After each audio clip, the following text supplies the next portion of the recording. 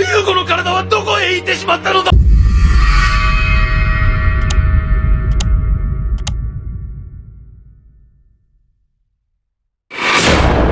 Hai teman-teman, masih bersama saya.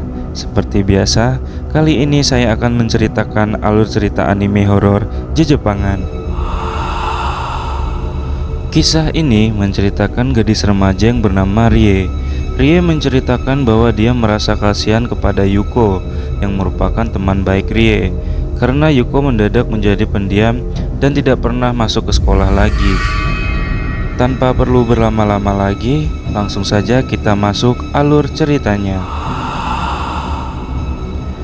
Di awal cerita, kita diperlihatkan Rie yang sedang berada di samping bangku Yuko. Karena merasa khawatir dengan Yuko, Rie menanyakan keadaannya. Yuko yang biasanya banyak bicara, kini tiba-tiba tak banyak bicara. Sampai akhirnya, Yuko tidak pernah terlihat masuk ke sekolah lagi. Arahi, 最近うまく喋れないの。優子どこか悪いんじゃないの? Singkat cerita, karena khawatir, Rie pun mengunjungi rumah Yuko sehabis pulang sekolah. Setelah sampai, Rie memencet tombol bel rumah Yuko, namun tidak ada satupun orang yang keluar. Di waktu yang sama, Rie mendengar suara berisik di halaman belakang rumah yang ternyata merupakan orang tua dari Yuko yang sedang sibuk mengusir dan membasmi siput yang banyak bermunculan di rumahnya.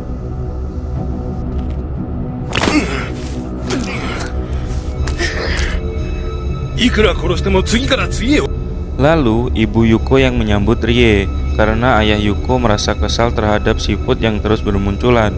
Walaupun sudah berbagai cara untuk mengusirnya, tak jarang karena merasa kesal, ayah Yuko menginjak-injak siput itu, namun tak membuahkan hasil, malah makin banyak siput yang bermunculan. Di scene selanjutnya, ibu Yuko mengantarkan Rie ke kamar Yuko. Terlihat Yuko yang keadaannya semakin memburuk dengan mengenakan masker. Karena khawatir dengan keadaannya, ibunya pun mendekatinya dan berniat membantunya karena memang sedang ada masalah dengan mulut Yuko.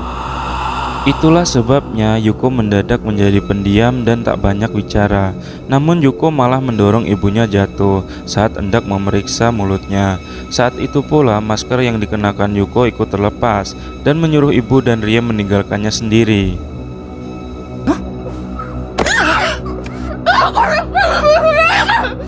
Yuko.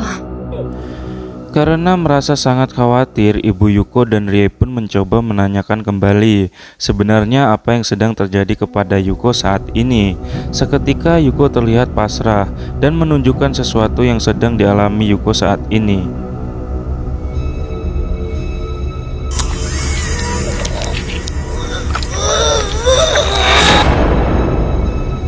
Ternyata selama ini di dalam mulut Yuko terdapat hewan hidup.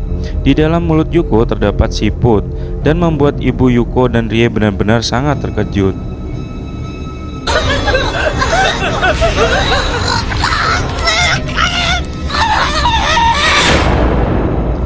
Nah, sampai sini sudah jelas ya mengapa Yuko mendadak mendiam dan sulit berbicara.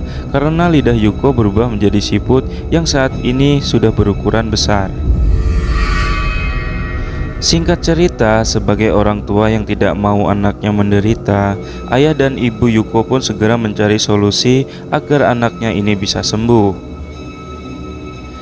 Lalu ayah Yuko pun berniat untuk merendam tubuh anaknya di dalam bak mandi yang diisi dengan garam, agar siput yang berada di dalam mulut Yuko bisa hilang. Sesaat kemudian Yuko pun masuk ke dalam bak mandi yang dipenuhi dengan garam.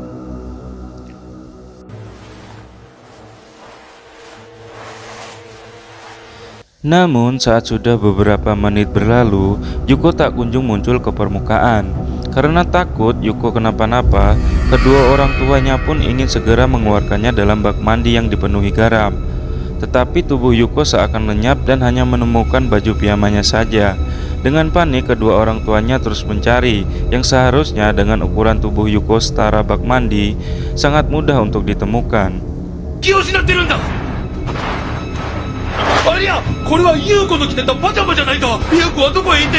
Sesaat kemudian ayahnya pun berhasil menemukan Yuko, namun dalam keadaan tubuh yang hilang, hanya menyisakan kepalanya saja. yang membuat kedua orang tuanya kaget dan histeris. Sambil menatapi kepala anaknya, Ibu Yuko memperhatikan bahwa bagian tubuh Yuko masih ada, hanya saja bisa dilihat dari jarak yang dekat, yang ternyata tubuh Yuko telah menyusut. Menyadari hal itu, ayah Yuko segera menyiramnya dengan air untuk menghilangkan sisa-sisa garam yang menempel pada Yuko. Tetapi usaha itu sia-sia. Yuko tetap dalam keadaan tanpa tubuh, namun di sini Yuko masih dalam keadaan yang hidup.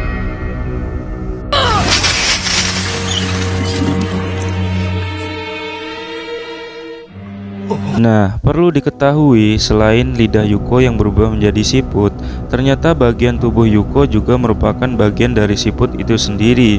Dan apabila siput terkena garam akan menimbulkan reaksi osmosis, yang dimana garam akan menarik seluruh cairan dalam tubuh siput sampai habis. Itulah mengapa tubuh Yuko malah menyusut dan hanya menyisakan kepalanya saja.